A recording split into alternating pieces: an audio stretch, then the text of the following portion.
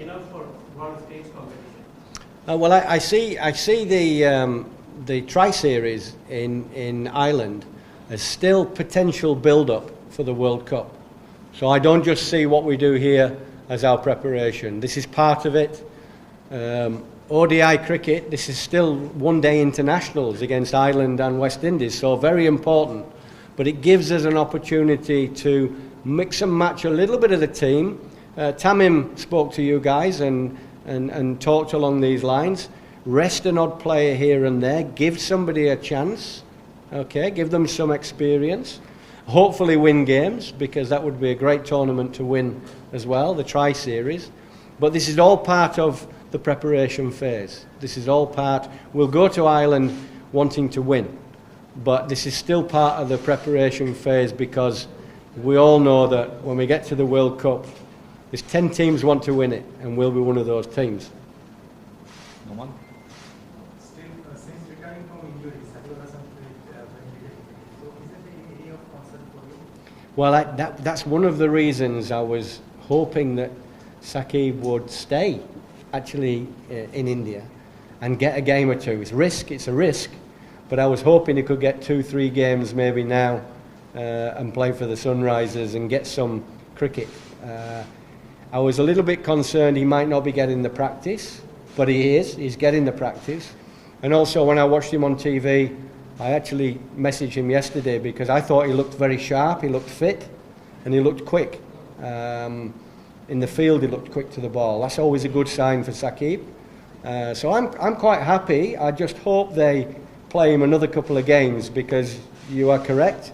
You know, even one of the best all-rounders in the world needs some game time, otherwise a little bit rusty. But no, I'm quite pleased, because there's two things that are happening with Shakib. One, he's being starved of cricket. And when you're starved of cricket and you're used to playing a lot, then you get hungry. You get hungry for cricket. And I think that's a good thing for us for Bangladesh going to the World Cup. The other good thing for Shakib is that he's been left out of the Sunrisers team. And he will have a lot to prove on the big stage. So when he plays against those international teams, he will be wanting to impress them and prove people wrong for not playing him in the T20 in the IPL. You understand? So I think there's some good reasons what's happening with Shakib, and I think we will benefit, Bangladesh, hopefully. Everyone said it will be high-scoring World Cup, so it is difficult for bowlers. So do you think is it difficult for batsmen also, because Bangladesh is not used to chase over 300? No, it's far more difficult for bowlers in England. Once you get over an over of two of a tiny bit of swing, the wickets are flat, and it's difficult for bowlers. So the sides that can bowl people out, great. There's different ways of bowling people out, trying to keep control and building up pressure, or magic balls and brilliant bowlers. Our style is to try and contain and try and squeeze and pick up wickets that way. As far as our batting is concerned, yes, we may need to score some bigger totals, but it's a lot easier to do that in England. The outfields fly so fast, the outfields, especially with some good weather around. And the wickets nowadays are generally flat, but come onto the bat, quick enough to come onto the bat for good shots. So this is why you see big scores in England. This is why you see domestic big scores in England. And I think that once we get used to that, I think we've got no problem. We can chase some big scores. It's just difficult that we sometimes think of Mirpur, playing at Mirpur, or it's totally different. Coach, plenty of experience in the squad.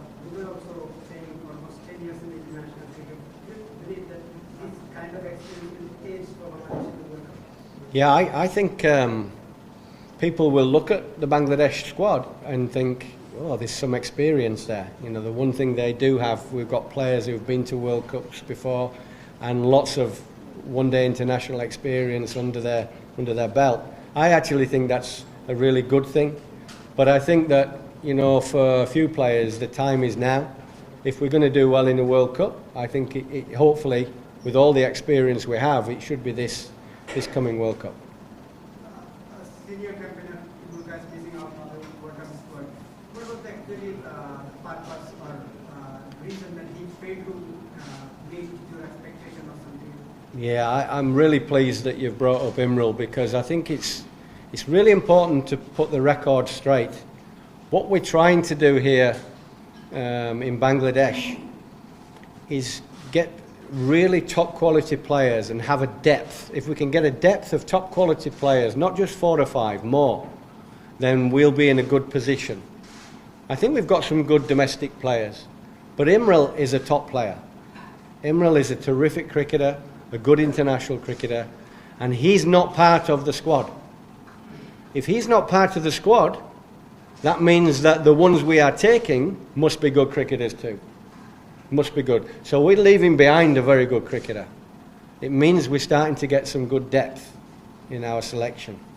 It also means if we need Imral for any reason, be injury or whatever, we know what he can do and he can come in. But there's other good players we're leaving behind, and you know the names, but Imral's one of them. And Imral's missed out, but he could very easily have gone. But he's missed out.